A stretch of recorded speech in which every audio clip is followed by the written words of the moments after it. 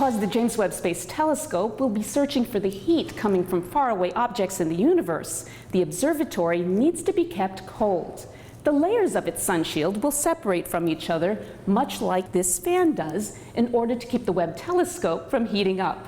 To find out more about how this is all going to work, we've come to Northrop Grumman in Redondo Beach, California. Judd, I see that a test is about to happen here. What's going on? Yes, we're about to deploy the second half of the sunshield membrane assembly to see how the whole system works together.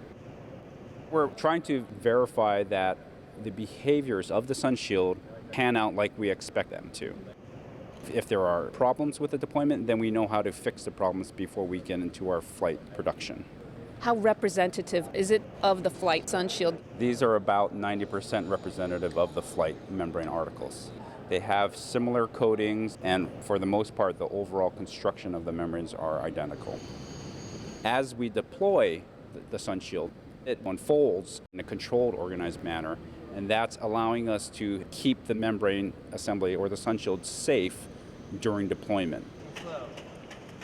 After the membranes deploy all the way out, we are then going to tension the membranes, and that's going to actually cause the 5 layers of the membrane to separate. Our main concern right now is to test the membrane interaction with the subsystems of the sunshield to make sure everything's functioning as intended. So when this test is done, will it look like the pictures we've seen of Webb? Actually, it won't look exactly like the images. The overall shape and size of the membrane should be close. There are some differences that we won't be able to replicate because we are deploying in 1g of gravity on Earth.